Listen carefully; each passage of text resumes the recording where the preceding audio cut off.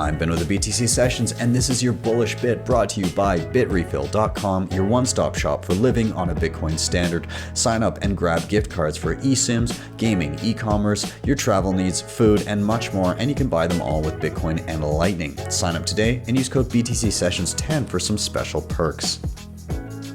I didn't have a very good understanding of energy and kind of even just how the grid works and how a grid is balanced before I got into Bitcoin.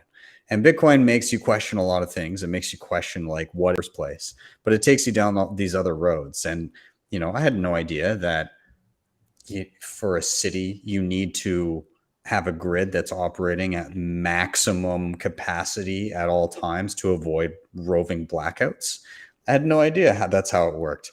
And that any of the energy that isn't actively used in those situations is just more or less wasted.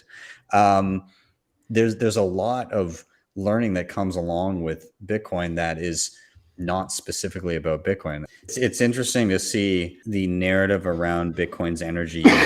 What I found a lot is that the tangential topics that matter to Bitcoiners come to Bitcoin for whatever reason, and they start to realize kind of the truth about what these related topics are. And it's a slow process. Oh, the money's broken. Oh, crap. And then, you know, always in the back, you kind of hear, oh, but at least it uses so much energy. And the people that take the time to actually investigate that quickly realize like, oh, wow, Bitcoin fixes this. And, you know, that trope actually rings true in a lot of instances. And I think right now you're seeing the Bitcoiners once again kind of understanding something prior to the rest of society. And, you know, Bitcoin, the money is broken. Okay. A lot of people understood that. When's the last, like prior to 2020, you rarely heard the term, if ever, fiat. Now you hear it all the time. Be a car brand. Yeah.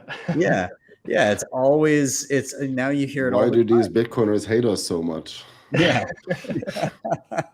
Yeah. But like, again, topics like inflation and monetary debasement and fiat currencies, these were things that nobody ever really discussed or understood.